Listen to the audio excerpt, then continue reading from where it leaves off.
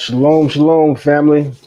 As we wait for everybody to join us, shalom, shalom, family. As we wait for everybody to join us, let's thumb up that video and share the live.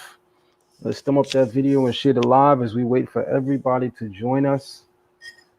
As y'all can see, I got myself a nice cup of tea. Whenever I got my tea out, more settled, more refined, ready to go in and give this work. Peace and shout out to the chat. Big Mezzi, Kamal, I see you. Shout out to you.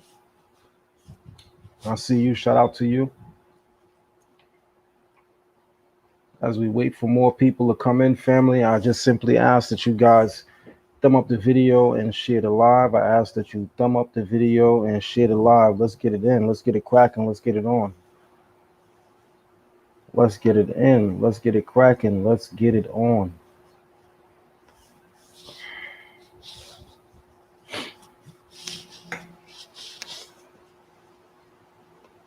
Shalom to you, Ashley. I see you. Shalom, shalom.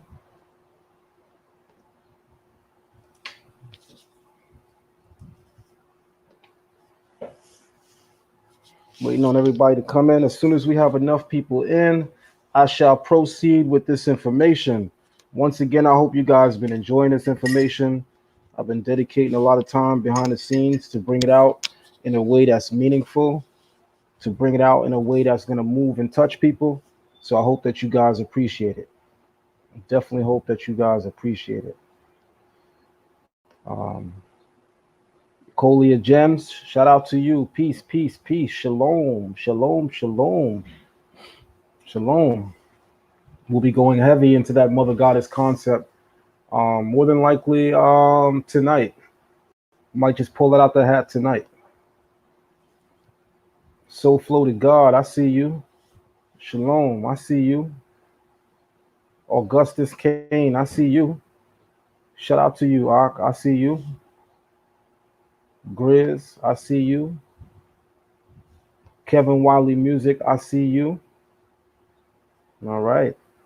Jason Williams, I also see you. Comments is coming in quick. So some of y'all might not get caught. Comments is coming in quick. Yeah, I'm glad you guys appreciate the content so far. I'm glad you guys appreciate the content so far. There's going to be a lot more coming, a lot more where that came from. There's going to be a lot more coming and a lot more where that came from.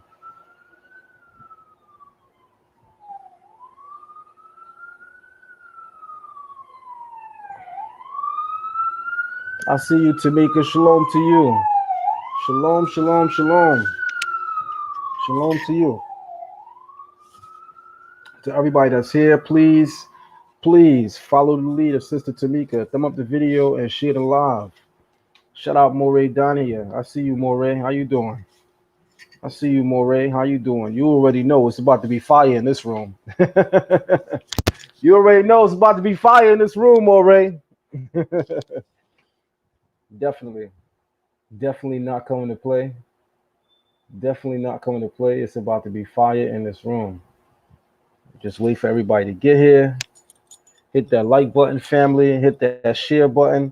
If you're new to the channel, hit that subscribe button. If you're new to the channel, let's hit that subscribe button.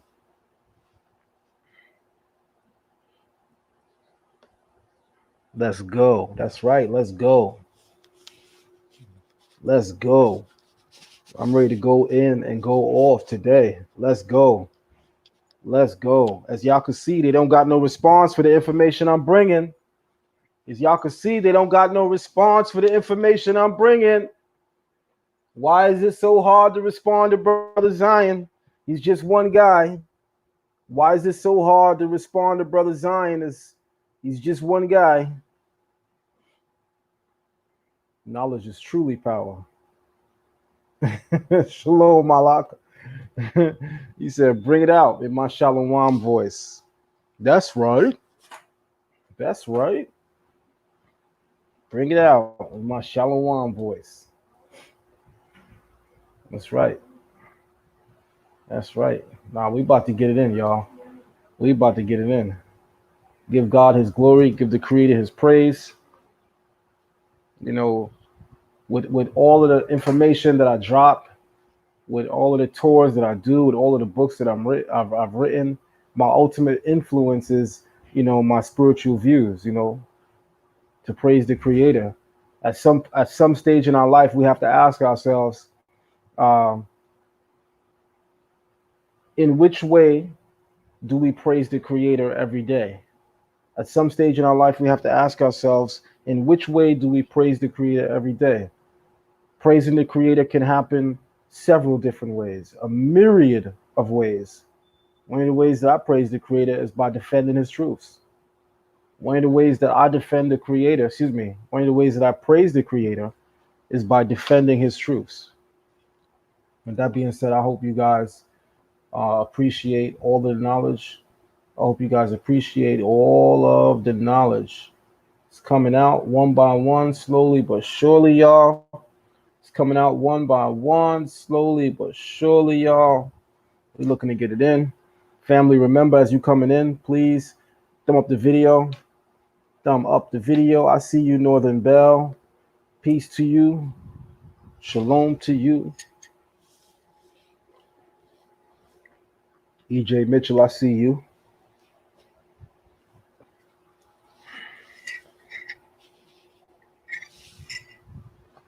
More on that Nick Cannon situation in a few. I'm just waiting on the green light from him and his camp to proceed with what I need to tell y'all about him. But as of right now, I do not have the green light from Nick Cannon or his camp to tell you what happened or occurred between him and I. I'm waiting on him. Shout out to you, Aaron. Shout out to you, Aaron. We waiting on Nick Cannon, my brother. As soon as I get the word from Nick Cannon or his camp on what I'm allowed to tell you, then we'll go into that discussion. But for now, I'm going to respect the distance and just wait on them. In the meantime, I continue to do what I do. In the meantime, I continue to do what I do. All right. Shout out to everybody sharing the live. Shout out to all of the moderators, man. What you guys do ain't easy either, man. Shout out to the moderators that support the platform in the best way that they can by sharing as much information about the platform during the live stream. I see you. Thank you very much. I see you. Thank you very much. All right.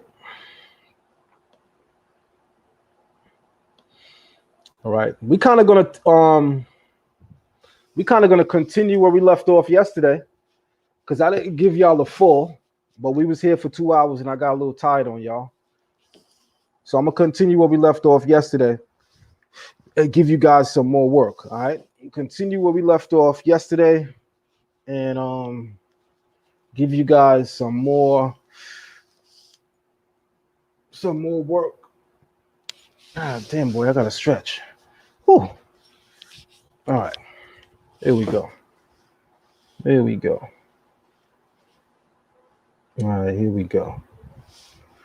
I'm not interested in talking about no other man. Let Nick Cannon be what he is. Let that man be who he is. I'm not interested in talking about no other man. Forward progress.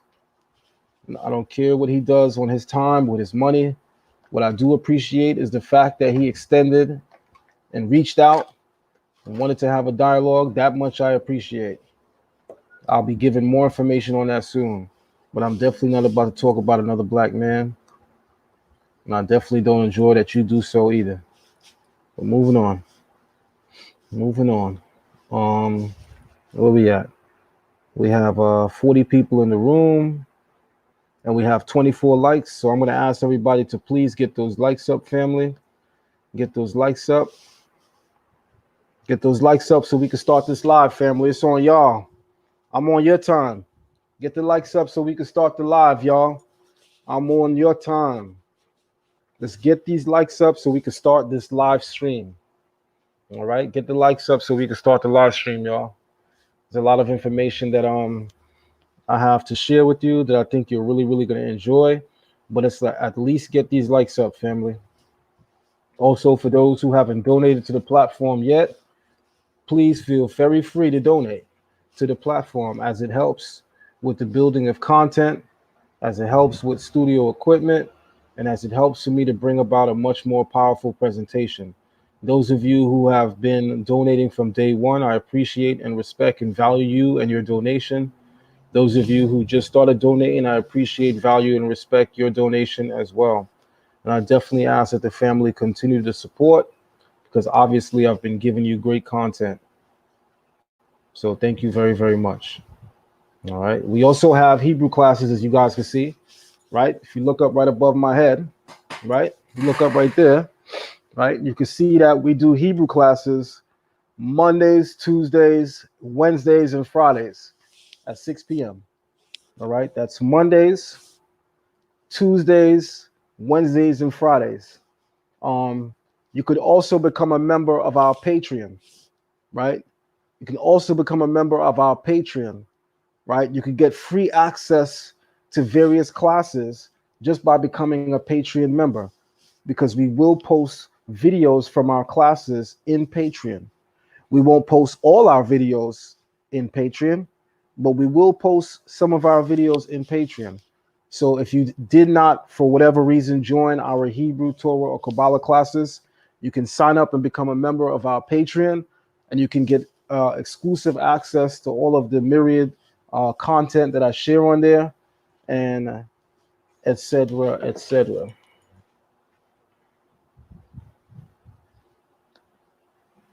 All right. With that being said, I'm about to go in, y'all. Shout out to Glacier Dawn, the homie. What up? I see you. He said, damn, I'm good. I mentioned the Scorpion King on your last vid, but learned it from you years ago now. That's what's up. That's what's up, man.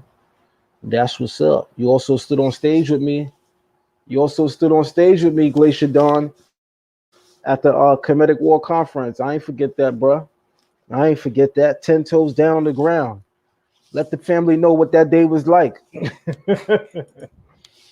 Oh man, you got to be built different to walk into a place like that and talk your shit. I guess we different, because we damn sure walked in a in an environment that was all Team Kemet and dared them to have something to say. We keep the same energy at all times, no matter what. Same energy at all times, no matter what. All right. With that being said, y'all, I'm getting ready to start. I just want to make sure that everybody's thumbing up the video and share it live. So moderators, if you can, periodically remind everybody to thumb up the video, share it live. Thank you very much, Northern Bell. That is our Patreon link, patreon.com/Zion Lion Lex. Patreon.com/Zion Lion Lex. You can get access to several of our class videos. You can get exclusive access to free content, as well as many articles that I write that I do not share online. There's a lot of articles that I write that I absolutely do not share online that you will only find on Patreon. And if you've ever bought one of my books, you know my pen ain't no joke. I know your brother's a published author 5 times over. You can find my books on Amazon. You can find my books on Barnes & Nobles online. With that being said, let's get this party started. All right, let's get this party started. All right, let's get this party started. And I'm ready. Ready. Let's have some fun.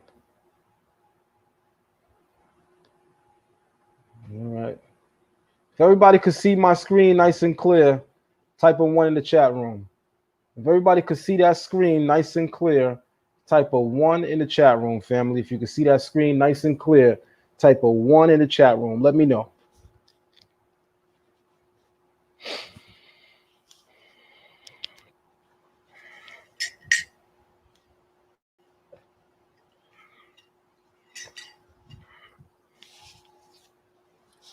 All right, let's get it in. Here we go.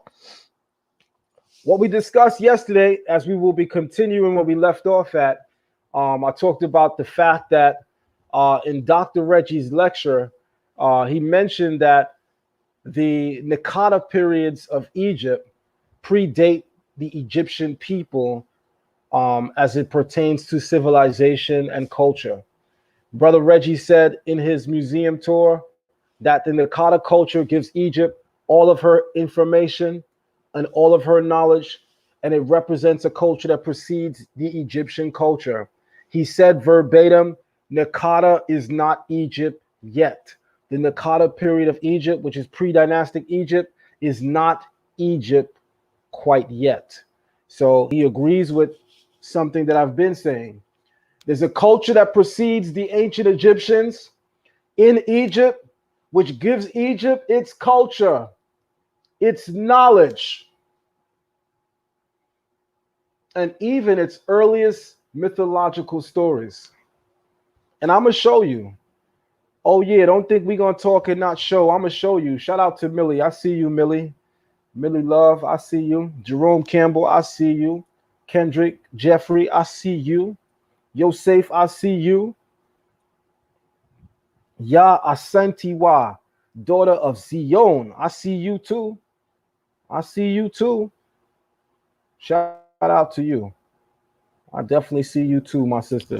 Let's get it in. So, one of the things that you will encounter when you begin to study what's called the Nakata period, you'll come across what's called the Gebel El Arak Knife. The Gebel El Arak Knife. As you can see on the screen, it dates to the late pre-dynastic period, which is also known as Nakata 3.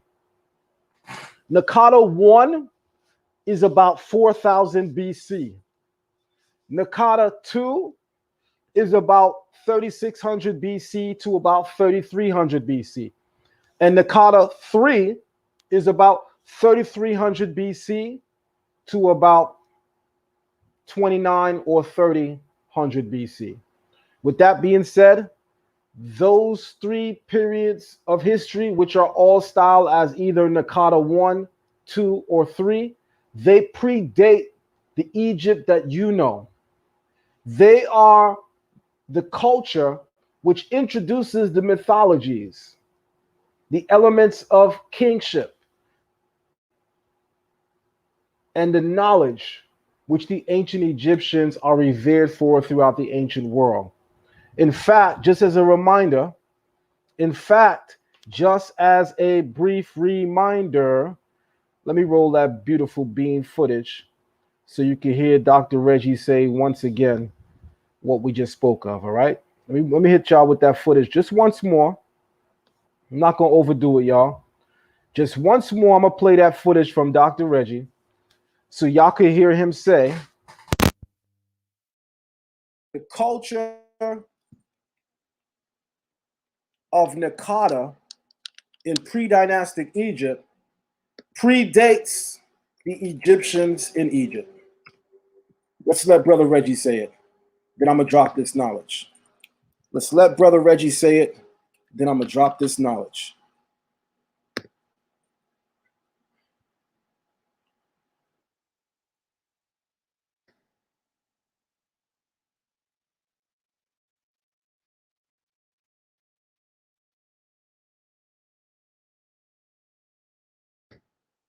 Here we go.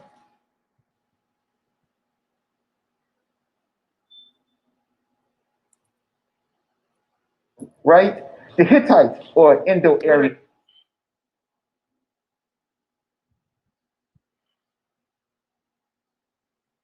Let that play out a little bit. I'm going to let that play out just a little bit. Share my screen so y'all can see what I'm looking at. And we're going to have some fun with this again. All right. Share my screen so y'all can see what I'm looking at. And then we're going to have some fun with this. All right. All right. All right, here we go. Here we go.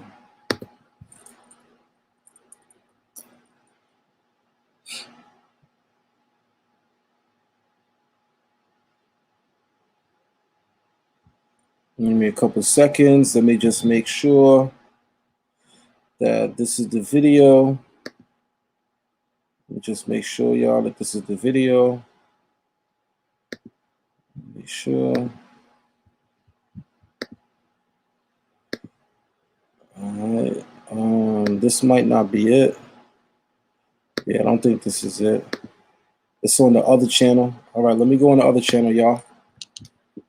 Let me go on the other channel. This is it right here. I got it. This is it right here. I got it.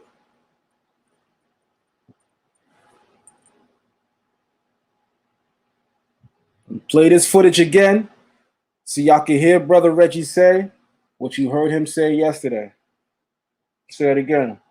But play this footage again so y'all can hear Brother Reggie say what he said yesterday. Listen to this carefully, everybody. Very, very important. Check this out. Don't forget, family, thumb up the video and share the live. Thumb up the video and share the live, family. If you in here, the least we could do is thumb up the video and share the live. Now watch this. They were burying their deads with. They were burning their dead? They were burying their dead, right, with artistic, symbolistic items. Mm-hmm.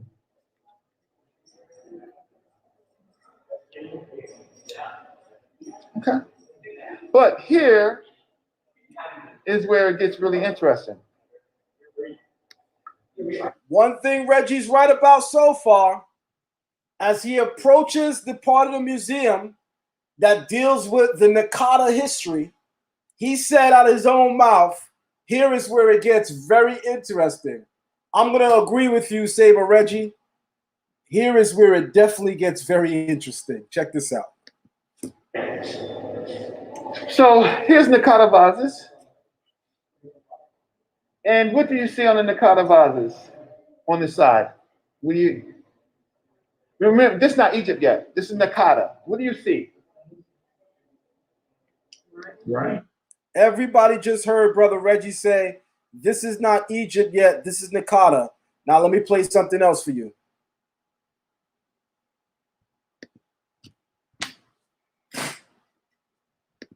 She's called what you call a bird woman, right? Not because she's from Nakata, right? You know why this museum has this piece of this woman, right? Well, listen, look at her back. Look on her 50 BC. This is a classic, and very few people know about this as being a classic. Not because she has the eye paint, not because she's called what you call a bird woman, right? Not because she's from Nakata, right? You know why this museum has this piece of this woman, right? Well, listen, look at her back. Look on her back. Is that symbols or is that writing? That's writing, right? Because there's the falcon Horus, and then there's probably the Seth dog, right? They are writing, or their marks are connected to their writing at 3600, right? So I didn't want to argue with the brother about what he was saying about the earliest text and all of that stuff, right? I don't want to argue. Oh no, I don't want to argue that point because on a woman's back is the first writing, right? And this from this is not Egypt. This is not Egypt. This is a civilization before Egypt. This is Nakata. This is. Did everybody just hear Brother Reggie say that this is the civilization before Egypt? This is Nakata. Type of one in the room if you heard him say that. As soon as you do that, I'm going to open up my PowerPoint presentation and go all the way in. But first, I want to make sure that everybody heard that. Did you hear Brother Reggie just say that the Nakata civilization is the civilization before Egypt and that this is not Egypt yet? He's about to say this is the civilization from which Egypt gets all of her knowledge. Watch this. There's the falcon Horus, and then there's probably the Seth dog, right? They are writing, or their marks are connected to their writing at 3600, right? So I didn't want to argue with the brother about what he was. By the way, I got to stop the video real quick, man. I got to stop the video real quick, man. I got to stop the video real quick, y'all. Real quick, let me stop the video and give a shout out to the brother, man. Let me stop the video real quick and give a shout out to the brother, man. Here we go. Here we go. I got to stop the video and give a shout out real quick, family. Shout out to our brother in the chat room, Jeremiah Owusu Koromoa. Jeremiah Owusu Koromoa, who was just drafted, second round pick to the NFL, Cleveland Browns. Shout out to our brother, family. Throw some fire emojis in the room. We got an Israelite that just made it to the NFL. Family, put some fire emojis in the room. Give your brother some love. Show your brother some love, family. Shout out to our brother, Jeremiah Owusu Koromoa. Just drafted to the NFL. Show that brother some love, family. Light this room up. Light this room up. I see you, Aki. I see you. I see you. I couldn't just play the video knowing you in the building and not shout you out, brother. Couldn't just play the video and see you in the building and not shout you out. When you get on that football field, bust their ass. Bust their ass, my brother. As you can see, we love you and respect you, and we will definitely support you. All praises to the Most High. That's right. Now let's get back this work. Let's get back this work. Here we go.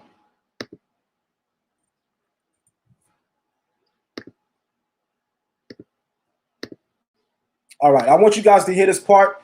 This part is very, very important. I want you guys to hear this part. This part is very, very important. Here we go. And about the earliest text and all of that stuff, right?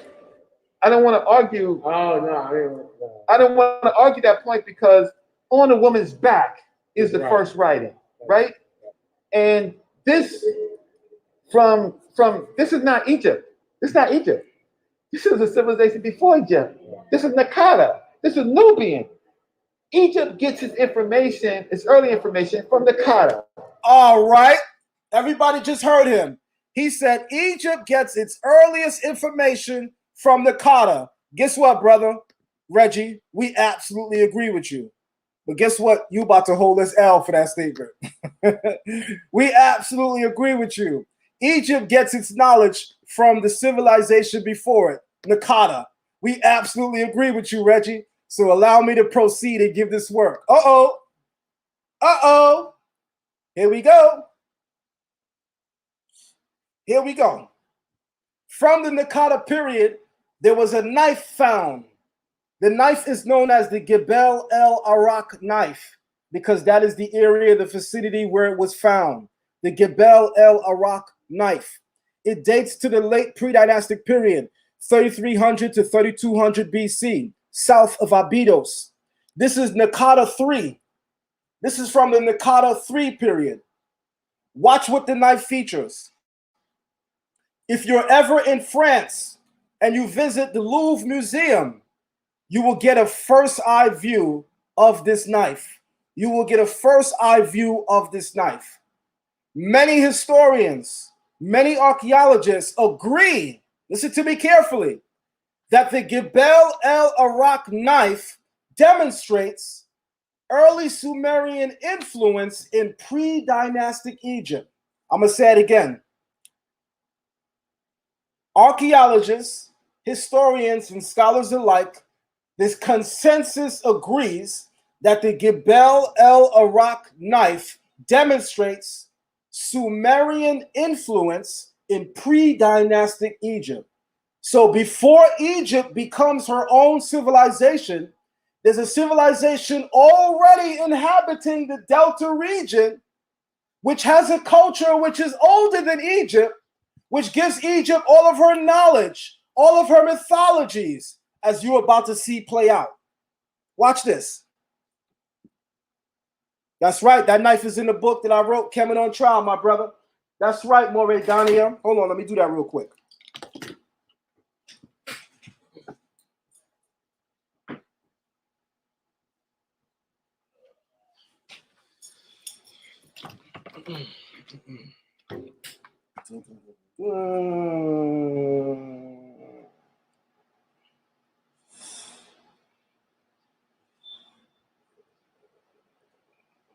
In my book, Ancient Kemet on Trial, on page 17, you'll see that I go right into talking about the Gebel El Arak Knife.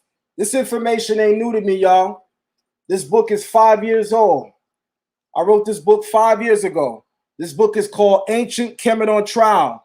If you have not purchased this book yet, family, I'm going to tell you right now, get this book. It's called Ancient Kemet on Trial by yours truly, Avdiel Ben Levi, also known as Zion Lex. On page 17, I deal with the El Arak Knife. In fact, let me read to you real quick from page 17. Let me read to you real quick. It says,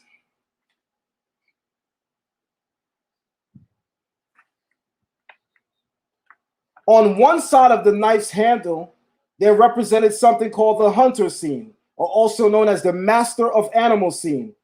There's a hunter wearing a Sumerian garment with an Asiatic style facial beard. That's what you see to the right of the screen. To the right on the screen, you can literally see that there's an Asiatic man, or i.e. a Sumerian man, wearing typically a Sumerian style beard, headdress or hat, as well as Sumerian garments. It is a known fact that ancient Egyptians did not wear beards, yet their later kings wore mock beards or false beards because they were trying to mimic the early kings of Egypt, the Asiatic conquerors / invaders. The earliest kings in Egypt, they wore beards because they were Asiatic. So you'll notice later on in Egyptian history, Egyptian kings are wearing false beards because typically ancient Egyptians weren't known to wear beards or grow beards. But the idea of kingship in Egypt came from Sumer, and the first kings in Egypt were Sumerian. So you'll notice that all of the Egyptian kings wear a false beard. That's Asiatic. That's in my book. Here we go.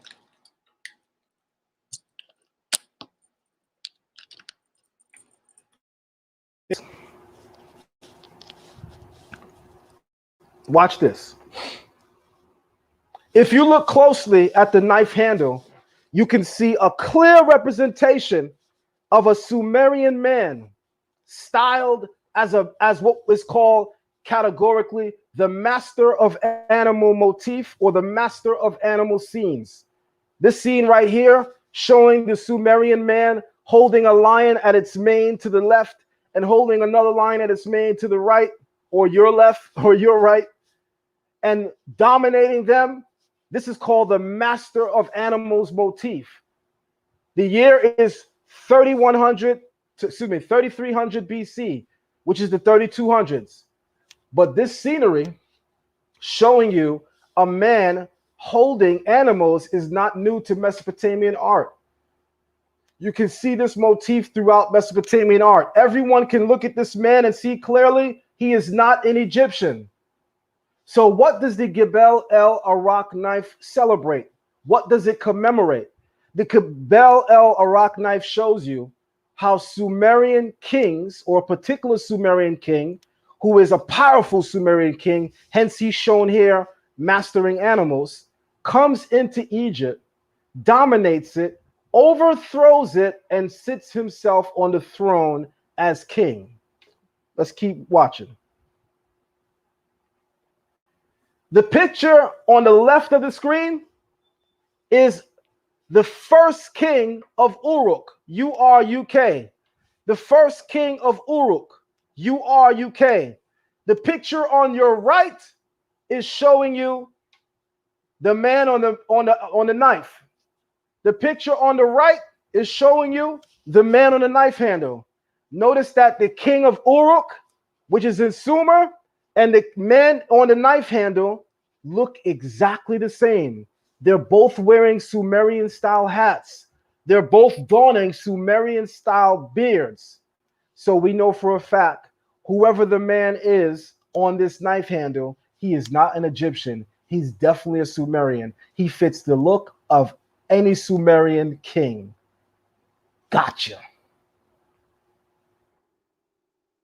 If you look further on the knife handle, let's get back to the knife. If you look further on the knife handle, you'll notice that there's a combat scene. There's a combat scene. You can find men with short hair and mace clubs beating up men with longer hair and no weapons. You also see a fleet of ships, and there appears to be a naval fight as well. Remember, when you see Reggie in that museum and he's looking at the vase from the Naqada period, what was prominent on the vase? Sumerian-styled ships, which showed you how the early Sumerians came into ancient Egypt.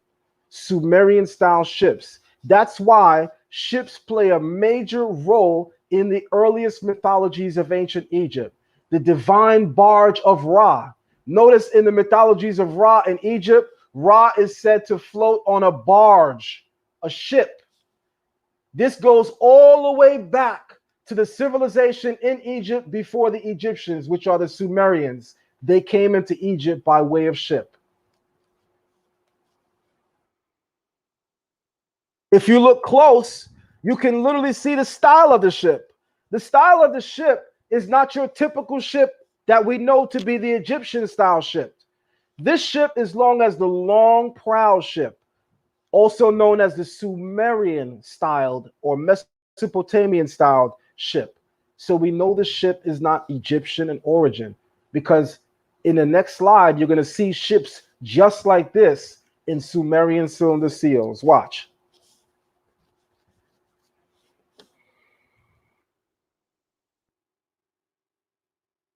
I'll double up here and get a close-up of this Sumerian ship.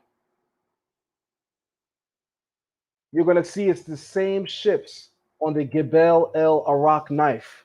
You're also going to notice it's the same exact ships featured on all of the Naqada vases in the Naqada period in Egypt, except, look at this. This is from a cylinder seal taken in 3400 BC in northern Mesopotamia, and is dated to the late Uruk period. It shows you the features of the Sumerian city. The Sumerian city was a port city. Like, you literally pulled into the city by way of ship, and the first thing you encountered was a temple or a pyramid. That's the palace facade that you see here.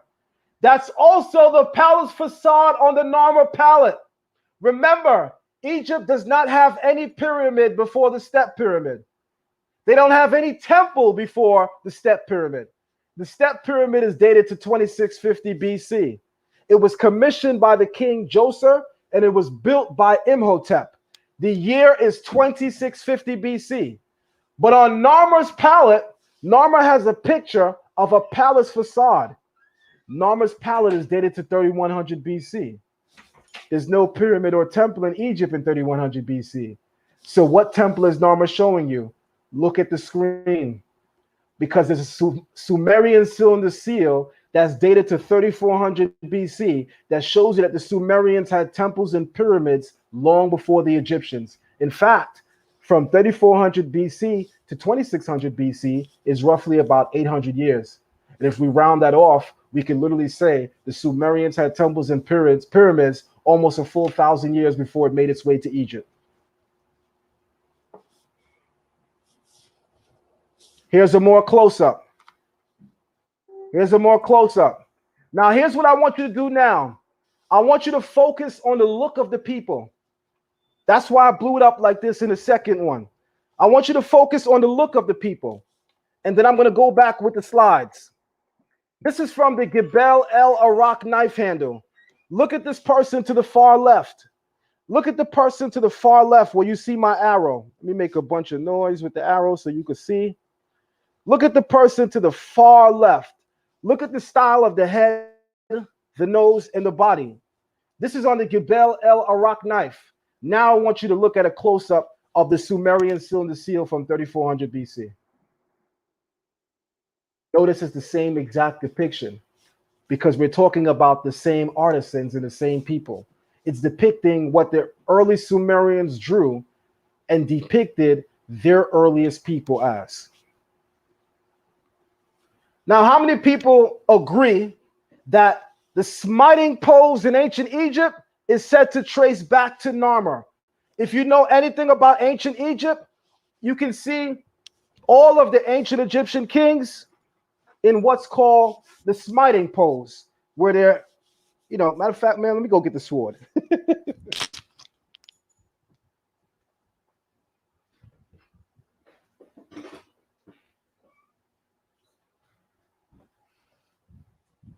All right. All right. Here we go. Here we go. Here we go. So in ancient Egypt, you can see all of the earliest ancient Egyptian kings. You can see them in the smiting pose with their hand on the head of the enemy and their hands grasped on a mace. This pose right here is known as the smiting pose. If you know anything about ancient Egypt, the smiting pose is traced back to Narmer. But I got something for you. I want everybody to look closely at the screen because I got something for you. Because remember, even though Narmer is in fact a Cushite, Narmer doesn't have his origin in the Ethiopian Africa or the Kush in Africa. Narmer has his origin in the Kush in Mesopotamia. And allow me to prove it to you. Narmer is in the famous or infamous smiting pose. The smiting pose that Narmer is in, every later Egyptian king can be seen in the smiting pose. Ramses I, Ramses II. So many kings are depicted in what's called the smiting pose. Tutmosis III.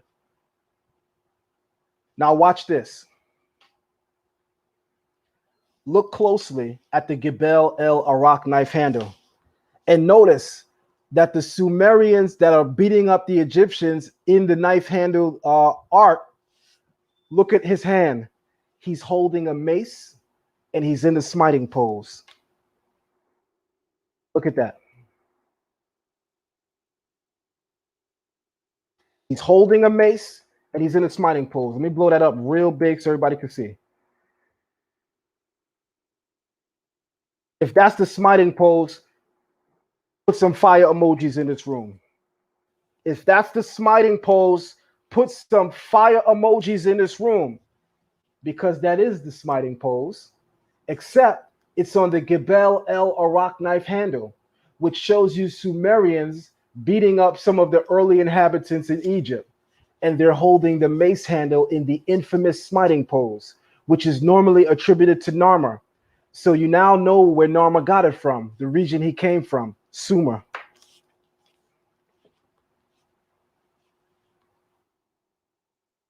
Oh, they're going to get this work today, y'all. They're going to get this work today, y'all. I didn't come to play. They're going to get this work today, y'all. Watch this. In the Oxford Handbook of Egyptology, Ian Shaw said Mesopotamia influenced Egypt. And one of the ways that we can see Mesopotamian influence in Egypt, he said, is to look at the Gebel El Arak knife handle, because it shows you that there was Sumerians dominating and ruling in Egypt long before the Egyptians are doing anything. Remember what Brother Reggie said. The Naqada period in Egypt is the civilization before Egypt. Yes, Reggie, you're right. He said the Naqada period in Egypt is where Egypt gets all of her information. Yes, Reggie, you're right. He said the Naqada culture is Nubian. Partially right, one clap. Because the early Sumerian civilization was a mix between Kushites and Semitic tribes. The earliest culture in Sumer is not even Kushite. That video is coming tonight. Oh, we going all the way in, y'all. I'm just showing you how early Kush is in Mesopotamia, contributing to the culture in Mesopotamia. Tonight, I'm going to show you how the earliest culture in Mesopotamia is Semitic in origin. Wait on that.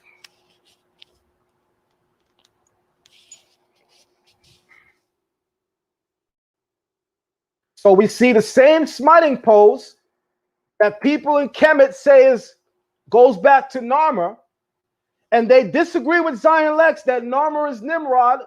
They disagree with Zion Lex that Narmer could have any connection to Mesopotamia, even though I could show you that the smiting poles that y'all say goes back to Narmer. I could show you Sumerians in that same smiting pose before Narmer. What the hell are we even talking about? Uh-oh. Uh-oh. There's a king that comes before Narmer who's known as the Scorpion King. Now, I'm going to be honest with y'all. I take particular interest in this guy because that's my sign, quote unquote. Can't say that among Israelites, right? But that's my sign. I'm a Scorpio, as it were. So I always was fascinated by the Scorpion King because of the connection with my sign. I'm born November 7th. I'm a Scorpio. Now watch this about the Scorpion King. I want everybody to look as I zoom in. I want everybody to look as I zoom in.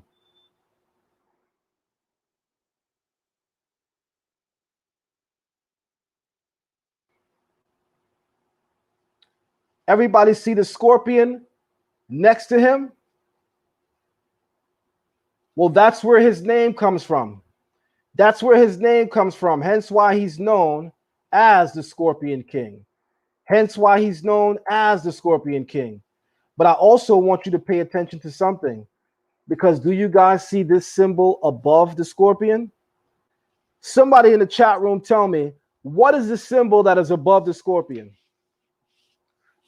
Family, thumb up the video and share the live as your brother goes in. Thumb up the video and share the live as your brother is about to go in, y'all. Let's thumb up this video and share the live, family.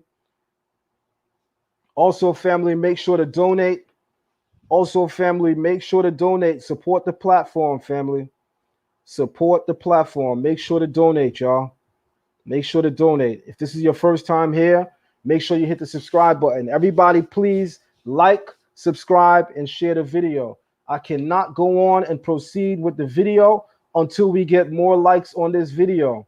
There's almost 100 people in here, so there should be almost 100 likes. Come on, family. Let's get those likes up, y'all.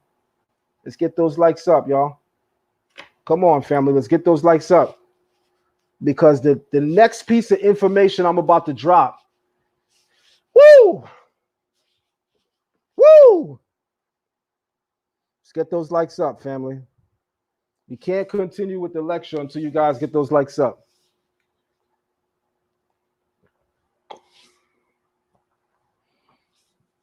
So do remember what I'm asking for. Do remember what I'm asking for as we wait for the likes to go up. What I'm asking is that everybody tell me in the chat room, what is the symbol right above the scorpion? What is the symbol right above the scorpion? Let me tell y'all something. They've been studying Kemet for 30 years, some of them 40 years, some of them 50 years, and haven't uncovered things that I learned in the last 5 years. All facts. And you know why?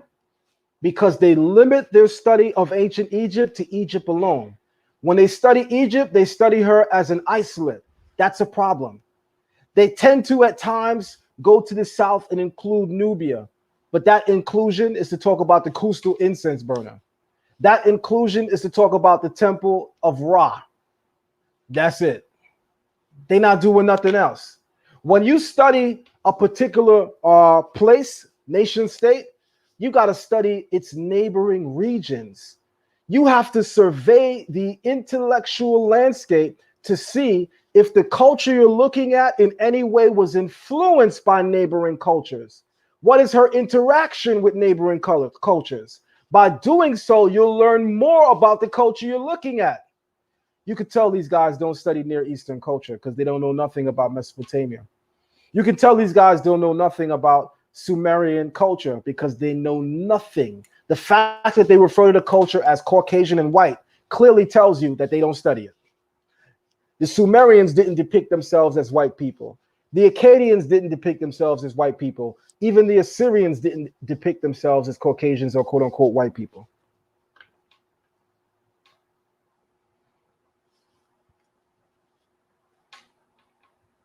Let me see where we at with the likes. All right, we almost there. All right, family. We doing the right thing. We almost there. All right, so I'm gonna proceed. Shout out to Joseph. Shout out to Joseph Womack. Family, please, I want to say this again. Definitely, family, support the platform. Support the platform. For me to cut out of my personal time and give you all these hours of information, the only thing that I ask you to do is that you in some way try to compensate me. If I'm going to devote all of my time, a great deal of my time throughout the day to bring this information, I'm definitely going to ask the community and the family to support financially. Absolutely, which is only right, y'all. Which is only right. Having said that, let me go right back in because I think we're ready. Let me look at the comments, though. So the question that I asked is, what is the symbol that is above the scorpion? And let me see what everybody wrote.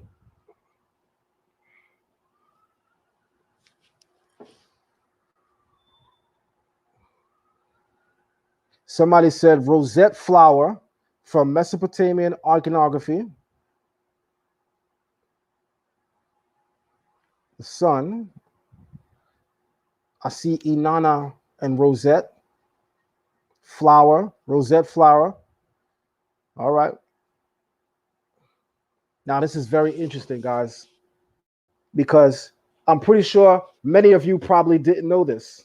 I'm pretty sure many of you probably didn't know this. This symbol above the scorpion is in fact called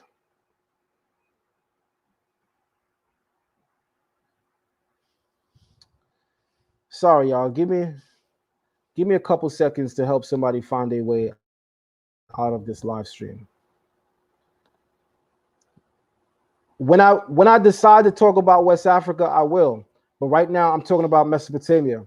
But to interrupt my lecture and say, what has this got to do with West Africa? Lets me know you's a goddamn troll. So I'm gonna help you by blocking you. Take care. Don't forget to hit the dislike button on your way out. Later. All right, let me move on. Y'all know I don't play, right? Let me move on. All right.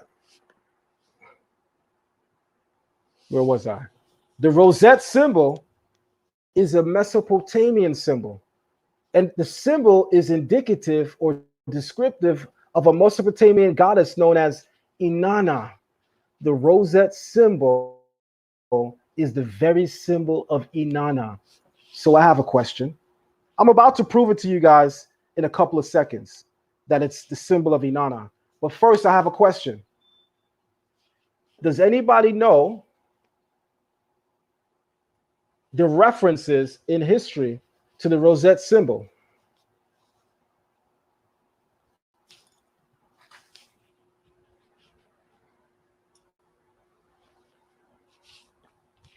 Where do we find the rosette symbol? Narmer's palette and the Scorpion King. In Egypt, you can find it on the Narmer palette, and you can find it on the Scorpion King's vase or mace head. It's on the Scorpion King mace head, and it's on the Narmer palette. Guys, I've been showing y'all the last couple of days that the Narmer palette in particular is overwhelmed with Sumerian motifs. The Narmer palette features a palace or a temple in 3100 BC. So how can we deny that Narmer is not an Egyptian when we know for a fact Egypt has no temple in 3100 BC? So what temple is Narmer showing? The only other temple that we know about are the temples and pyramids in Sumer, which predate the ones in Egypt. The White Temple of Uruk goes back to 3500 BC. We have cylinder seals that I just showed you, which depict the White Temple of Uruk and its palace facade. The same palace facade that upon close examination, you find and see on the Narmer palette. Narmer features the same palace facade that you can find in Uruk, except Narmer's in 3100 BC, and we have a cylinder seal in Uruk in 3400 BC, showing the same palace facade. So we know what palace Narmer was depicted, and it sure as hell wasn't in Egypt. It was in Sumer, the same region that Narmer came from.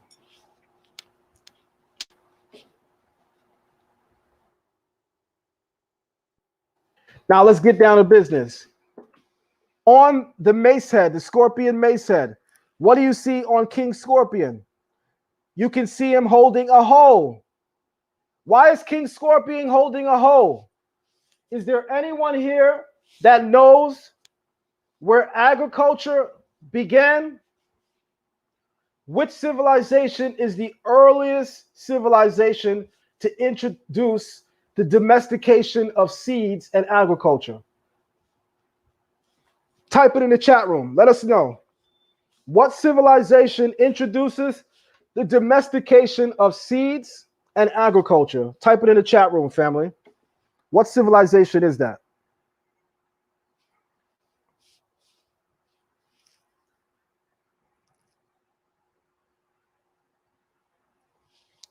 Somebody tell us, what civilization is that?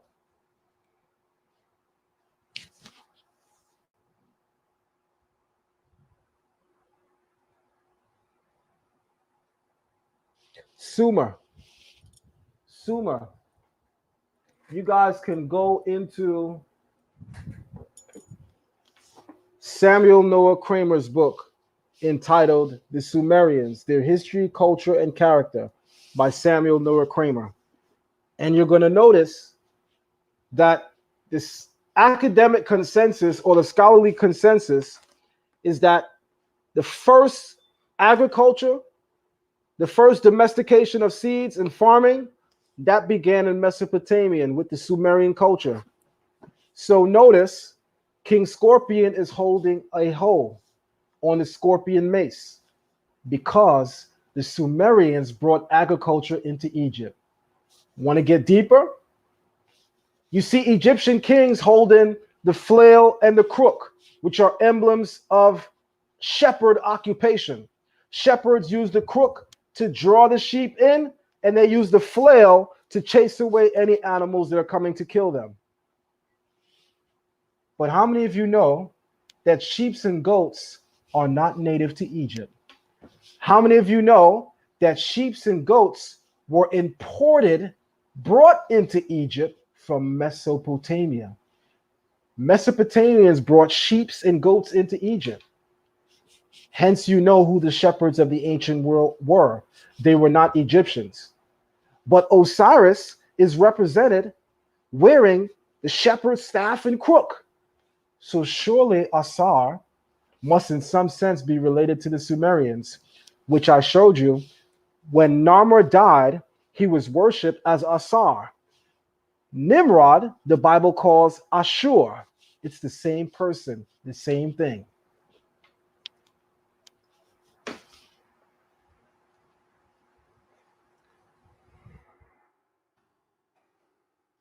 Now let's get personal. Let's look at evidence B. On the scorpion mace head, you see a scorpion and you see the rosette symbol. The stone mace head of King Scorpion, which was found at Heracleopolis, he's wearing the white crown linked to Upper Egypt, which is closer to Nubia.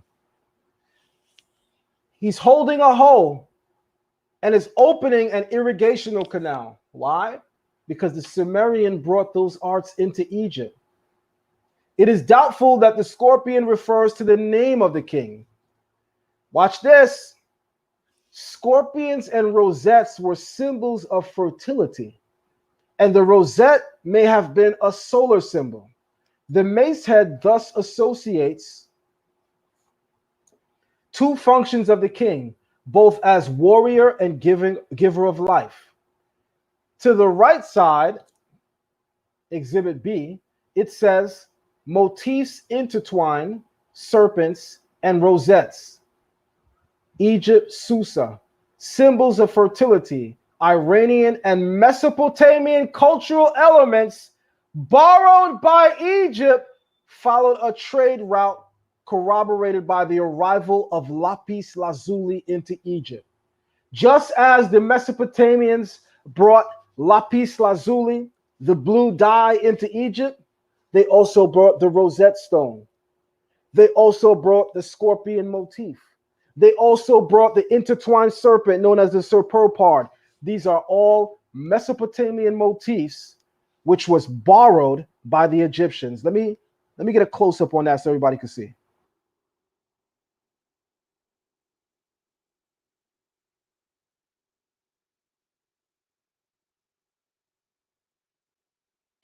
You guys should be able to see. I don't think I can highlight this, but you guys should be able to see right here. It says Mesopotamian cultural elements borrowed by Egypt followed a trade route corroborated by the arrival of lapis lazuli.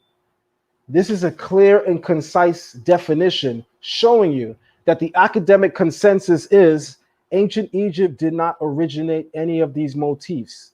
That's why Saber Reggie said to you, and y'all need to start listening to some of the things Dr. Reggie said. He said the Naqada period in Egypt is not Egypt yet. So guess what?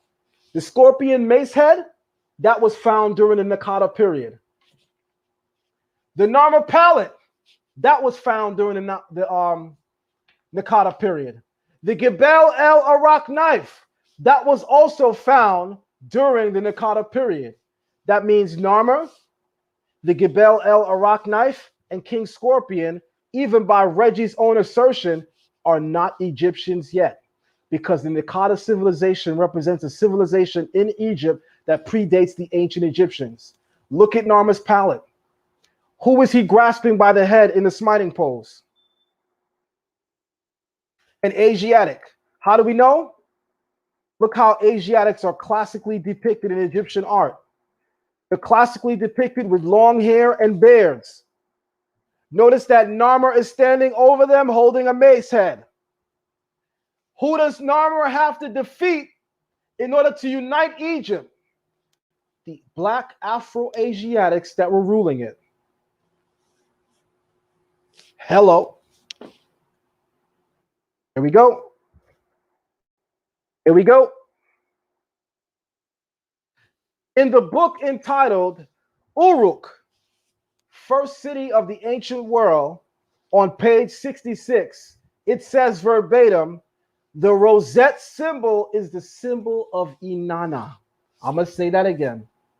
In the book entitled Uruk, First City of the Ancient World.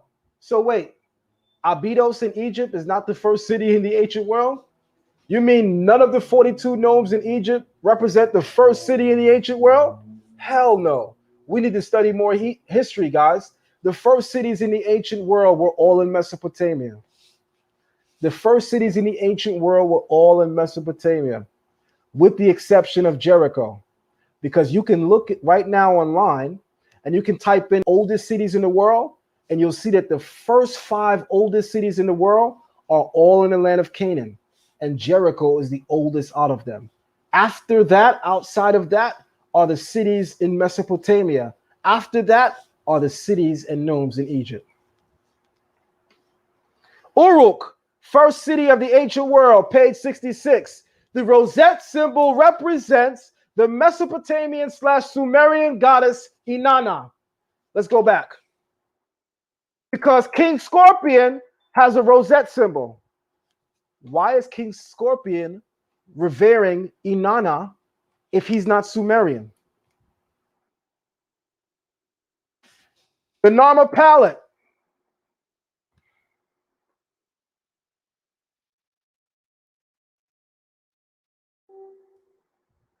Look above the head of Narmer's attendant.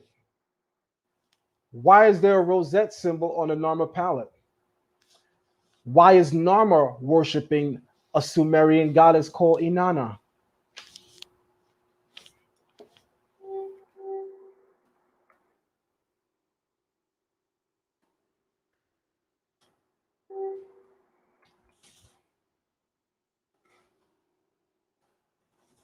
Watch this. We have a cylinder seal or seal stamp that was found in northern Mesopotamia that dates back to the same time period of the king scorpion mace head. And this is Inanna symbol, the 8-pointed star or the rosette.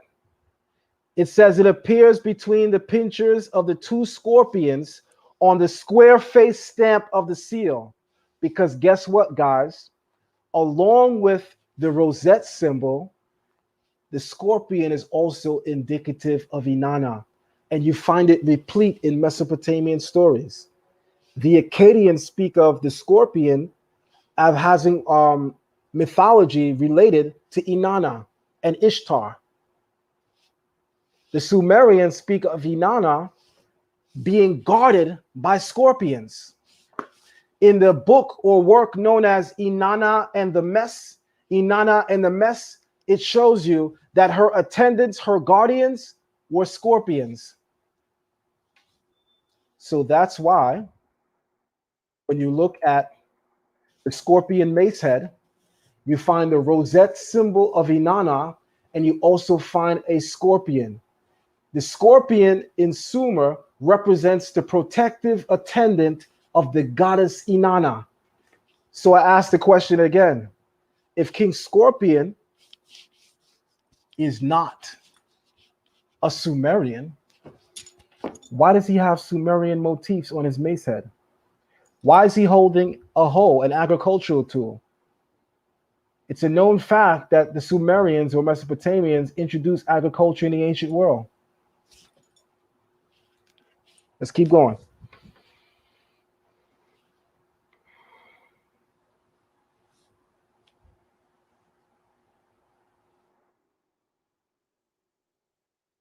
So you can see one of the earliest symbols of the rosette symbol in ancient Mesopotamia is surrounded by scorpions. And on King Scorpion's mace, you find the scorpion and the rosette stone, both symbols of Inanna, the Sumerian goddess. And if you look closely on the reverse, the opposite side of the Narmer palette, look at what Narmer's attendant has right above his head. Isn't that the rosette symbol as well? So what is Narmer doing with the rosette symbol of Inanna on the Narmer palette if Narmer is an Ethiopian under Egypt? Or is Narmer a Cushite like Nimrod, who began in Mesopotamia? I think it's clear which one it is. There is no rosette symbol in Nubia below Egypt, but there are rosette symbols in Mesopotamia where many Cushites were as well. So I think we know where Narmer had his origin. Family, I'm going to ask you right now to thumb up the video and share the live, y'all. Thumb up the video and share the live. Might be making it look easy, but this is work. Might be making it look easy, but this is work. I'm also going to ask and remind the family to support the platform, y'all. Support the platform. Send your brother a donation, y'all. Do not let the other platforms beat us out. I always hear in the Israelite community, why Israelites always going on Sarnetta? Why Israelites always going on Garfield's channel? Well, when we put up our channels, how many Israelites show love and support? The same Israelites that go on those channels get and show love and support on those channels. So how come it is that when an Israelite puts out a channel with great information, not enough of us are supporting? So I'm going to ask everyone to use that PayPal and use that Cash App and send your brother a donation, family. Send your brother a donation. Let's not let anybody beat us in showing us love and showing what we do love. Come on, y'all. Let's not let anybody beat us to that.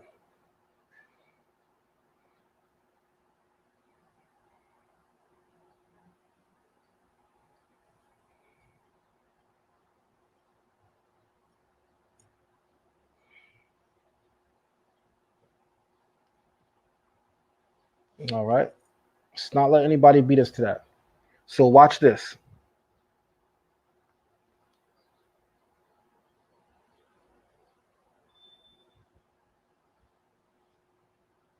This is a close-up picture of some of the features on the Narmer palette. This is the name Narmer. This is the name of his attendant, Chet. And these are the standards on the Narmer palette. And then again, this is the rosette symbol. And then again, this is the rosette symbol. Let's read something else. The Narmer palette represents the alleged founder of the Egyptian Unified Kingdom, and it dates back to 3000 BC. The Narmer palette is housed or held at the Egyptian Museum in Cairo. The central cup is surrounded by serpopards with intertwined necks confronting each other. The upper portion shows two bull heads with human faces, a motif which is known in Mesopotamia. I hope y'all are hearing. A motif which is known in Mesopotamia. They frame the king's name, represented by a fish and a chisel. Below, a triumphal procession to the left of the king. A rosette, another motif well known in Mesopotamia. Now I want you to look at the bottom of the screen.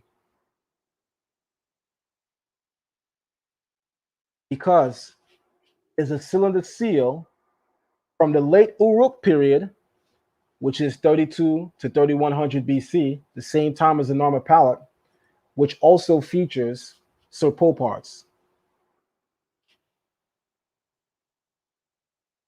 Which also features serpopards. I mean, at this point, y'all, the evidence is overwhelmingly supporting the position that the Sumerians had heavy influence on Egypt during the Naqada period. Remember what Dr. Reggie said. The Naqada period is not Egypt yet.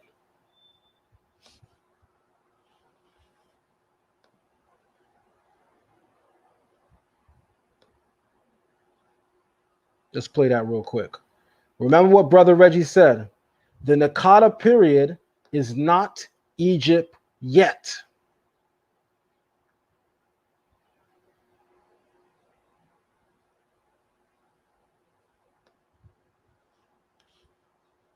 So remember what he said. There's the falcon, Horus, and then there's probably the Seth dog, right? They are writing, or their marks are connected to their writing at 3600, right? So I didn't want to argue with the brother about what he was saying about the earliest text and all of that stuff, right? I don't want to argue. Oh no, I didn't want that. I don't want to argue that point because on the woman's back is the first writing, right? And this from this is not Egypt. This is not Egypt. This is a civilization before Egypt. This is Naqada. This is Nubian. All right. He said this is the civilization before Egypt. This is Naqada. So let's right now pull up Naqada. Let me show y'all something real quick. Let me show you how we do scholarship. Thumb up the video and share it live, family. Let me show you how you do scholarship.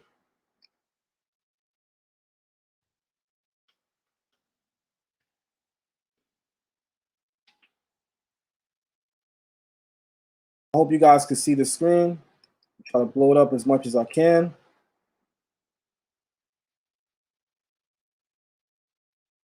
Try to blow it up as much as I can.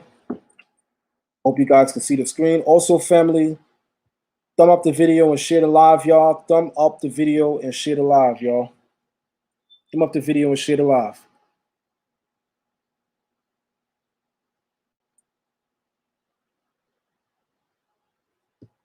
Let me go back and share the screen so you guys can see my new screen. And here we go.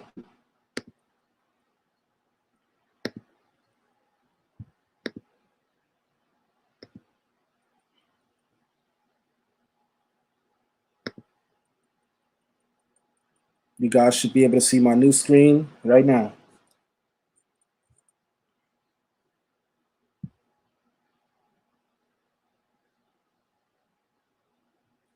Everybody should be able to see my new screen right now.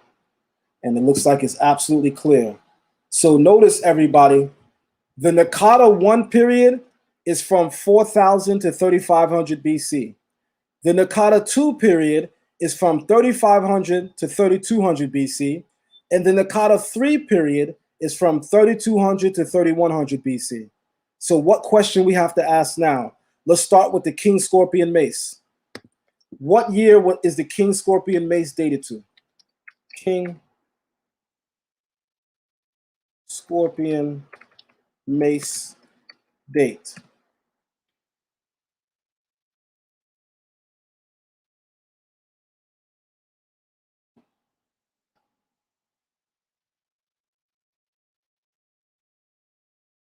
What year is the King Scorpion Mace head dated to?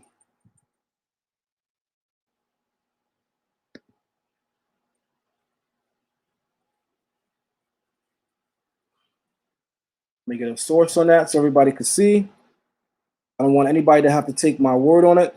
So I'm going to get a source on it so everybody can see. In fact, let me just type it in, man. Just type it in. Let me just type it in. There we go. There we go. There we go. There we go. Joy of museums. Watch this.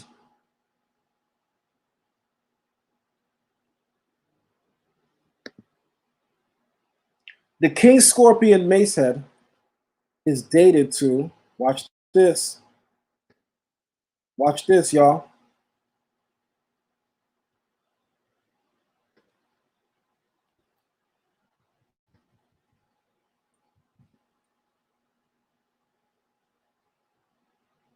I'm going to give you the date right now.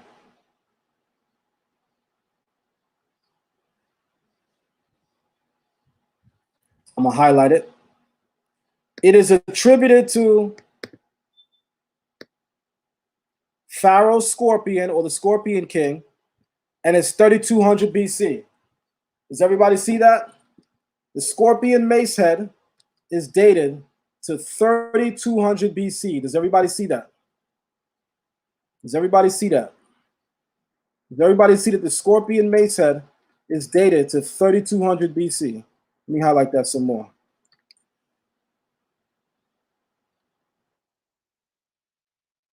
All right. Here we go. There we go. If everybody could see that, type of 1 in the room. If you guys could see that, type of 1 in the room, family. If y'all could see that, put a 1 in the room.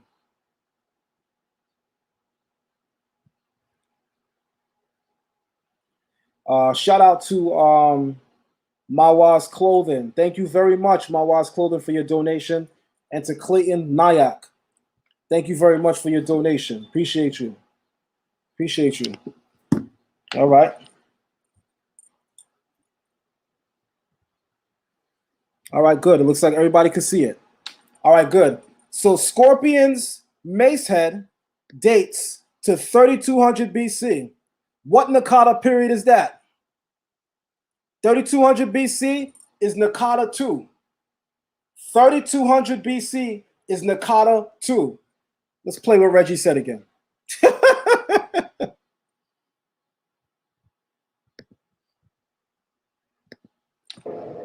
The earliest text and all of that stuff, right? I don't want to argue. Oh no, I don't want to argue that point because on a woman's back is the Right. first writing, right? And this from this is not Egypt. This is not Egypt. This is a civilization before Egypt. This is Nakata. This is Nubian. Egypt gets its information, its early information from Nakata. Stop right there. Reggie said, this is the civilization before Egypt. This is Nakata. Nakata is the civilization that gives Egypt all of her knowledge. So look at where the Scorpion Mace head falls.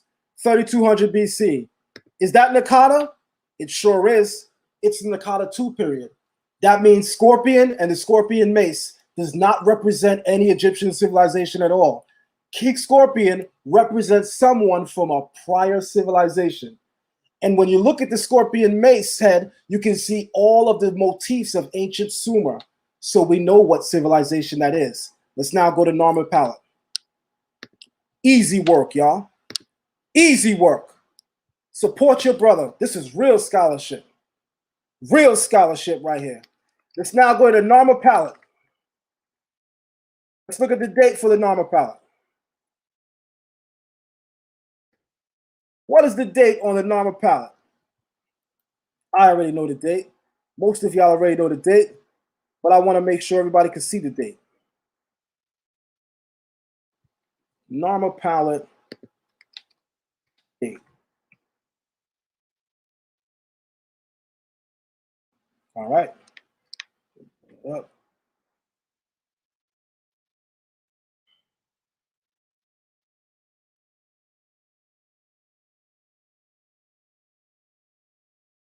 Can everybody see that the date on the normal palette literally says 31st century BC? Say it again. Can everybody see that the date on the normal palette literally says 31st century BC?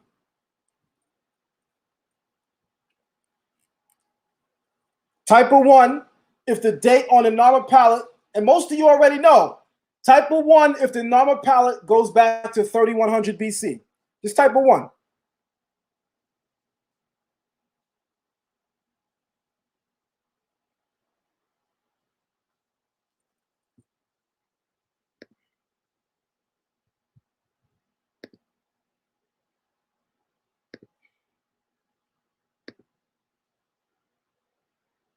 Easy work.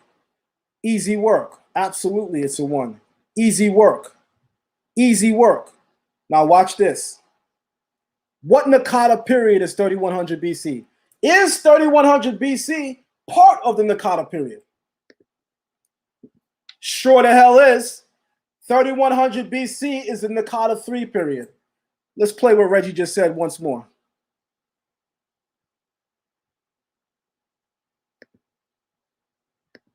Woman's back is the first writing, right? And this this is not Egypt. This is not Egypt. This is a civilization before Egypt. This is Nakata. This is Nubian. Egypt gets its information, its early information from Nakata. So now, Uh-oh.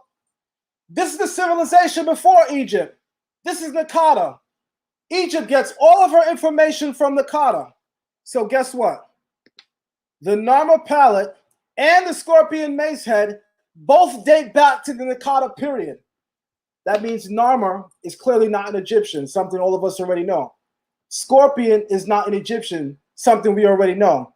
And when you examine the Scorpion mace head, you find Sumerian motifs replete throughout it. And when you examine the Narmer palette, you also find Sumerian motifs replete throughout it. And don't forget that the scholarly consensus is in pre-dynastic Egypt, which is the Nakata period, that is the period of high Mesopotamian influence on pre-Egyptian civilization. Lastly, let's now look at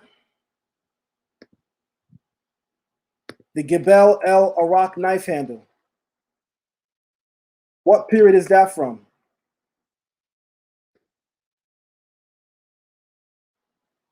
Uh-oh. Uh-oh. I see it already.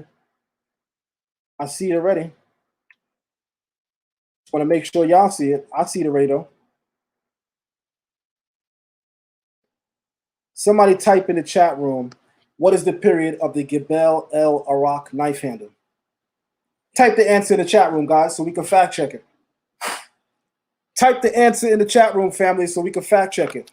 What is the period of the Gebel El Arak knife handle? Type the answer in the chat room. I'm not even going to say it. You tell me. You tell me.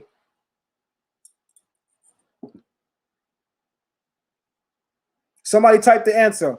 What date is the scholarly consensus for the Gebel El Arak knife?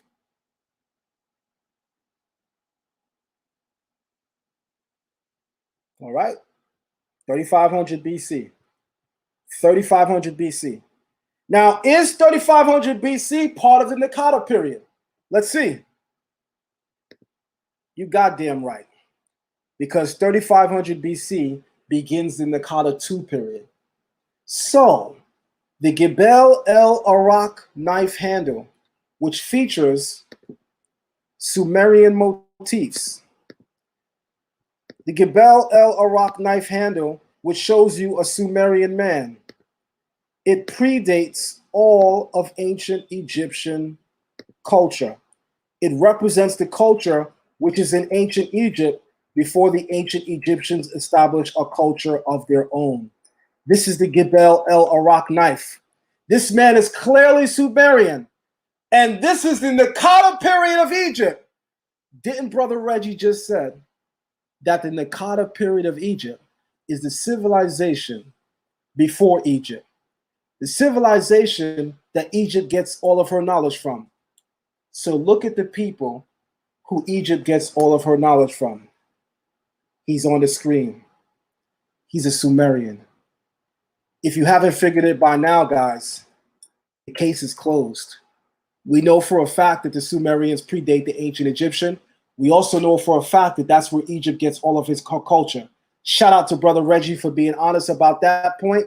And let's close out with that nice saying once more.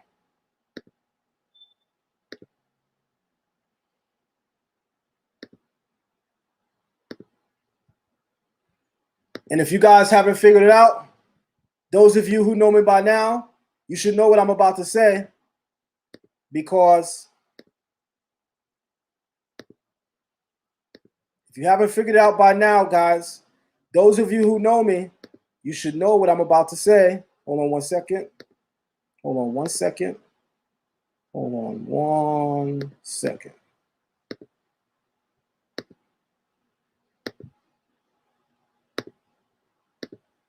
Because if you haven't figured it out by now, this right now, this moment that we've reached in this video, this precise moment, this is where check meets mate. Checkmate. The earliest text and all of that stuff, right? I don't want to argue. Oh no, I didn't want that. I don't want to argue that point because on a woman's back is the first writing, right? And this from this is not Egypt. This is not Egypt. This is a civilization before Egypt. This is Nakata. This is Nubian. Egypt gets its information, its early information from Nakata. So now let's go look at another area. So here is the kind of Neolithic age. I don't deal with this except for that they were burying their deads with. They were burning it. They were burying their dead, right, with artistic, symbolistic items.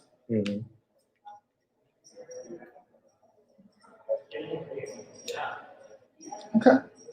But here is where it gets really interesting. So here's Nakata vases. And what do you see on the Nakata vases on the side?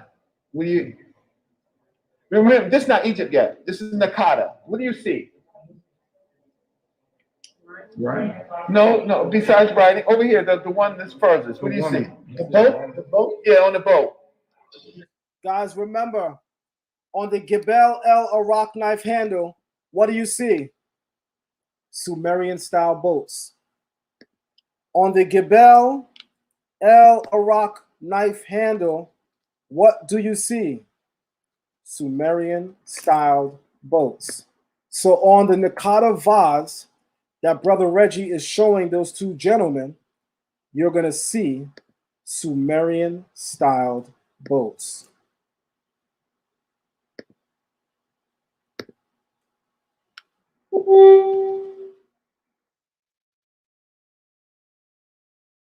Sumerian styled boats. This is what Reggie is looking at on that vase that he said comes from the Nakata. But what Brother Reggie hasn't had enough research to connect is the fact that the Sumerians are coming into Egypt on those boats. And that's why they're on the Nakata vases.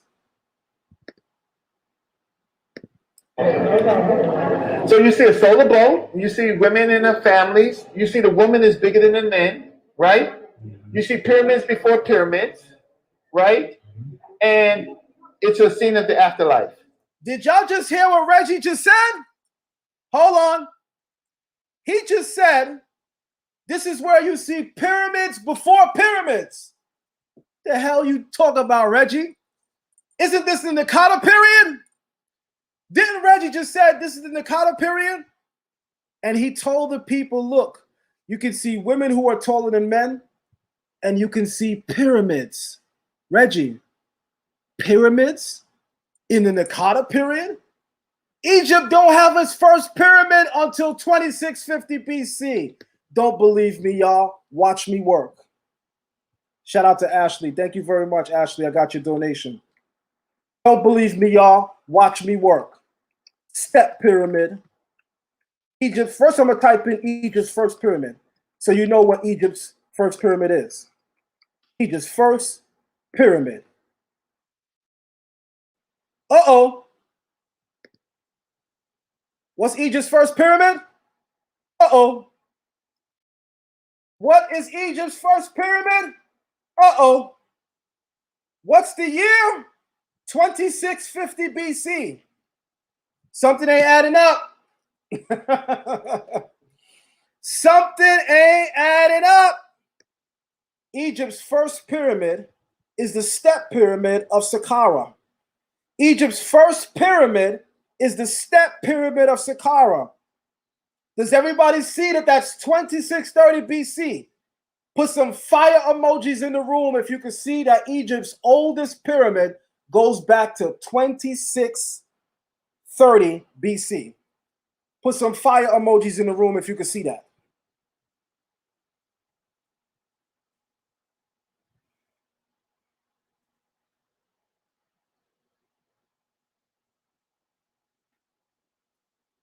Put some fire emojis, family, in the room if y'all can see that.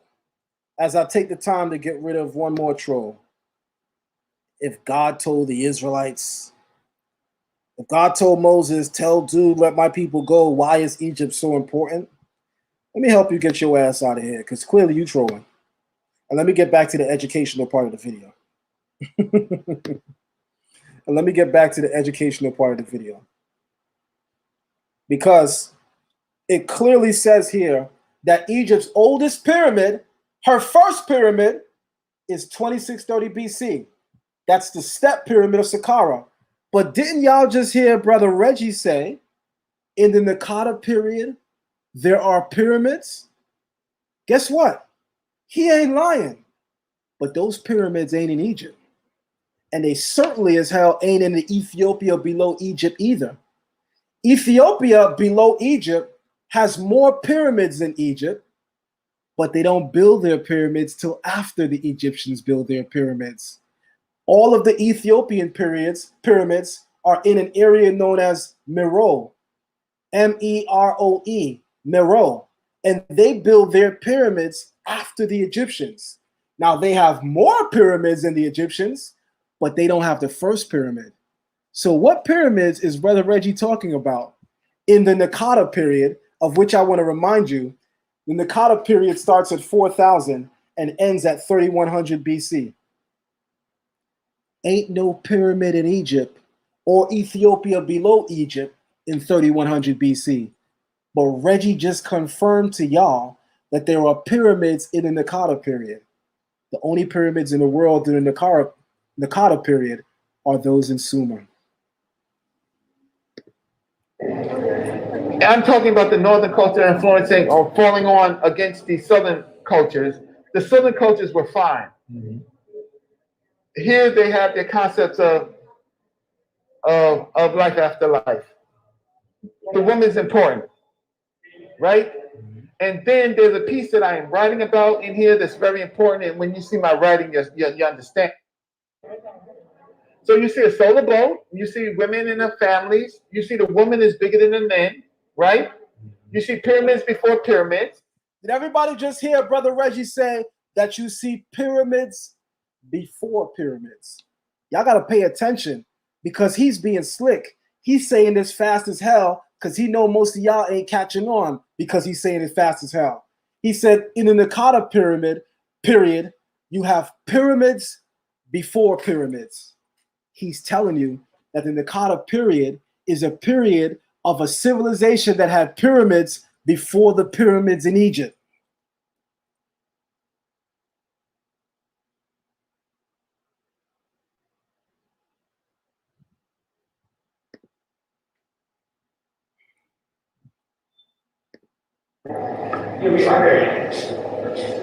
So here's Nakata vases. And what do you see on the Nakata vases on the side?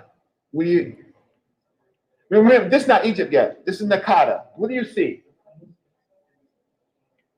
Right. No, no. Besides writing, over here, the one that's furthest. What do you see? The boat? The boat? Yeah, on the boat.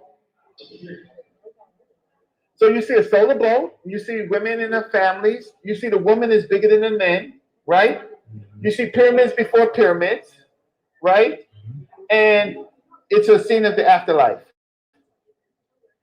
I'm talking about the no. All right, I'm gonna stop right there because at this point in time, I have just one question for everybody that's watching Zion Lex TV right now.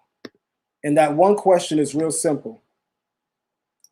If I proved today that Sumer is the culture that precedes the Egyptian civilization and that the Nakata period is replete with Sumerian history and culture, I want you to answer yes by putting fire emojis in the room.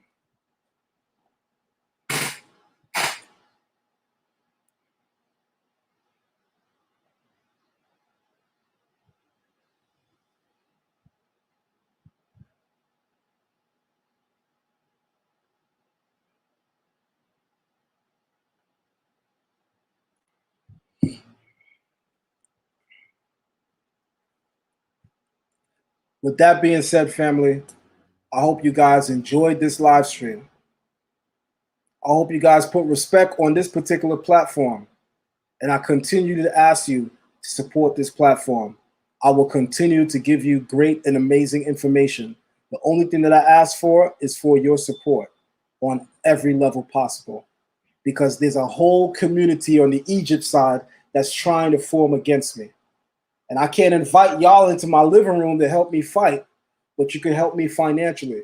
You can help me by sharing the videos. You can help me by liking the videos. You can help me by subscribing. With that being said, family, shalom.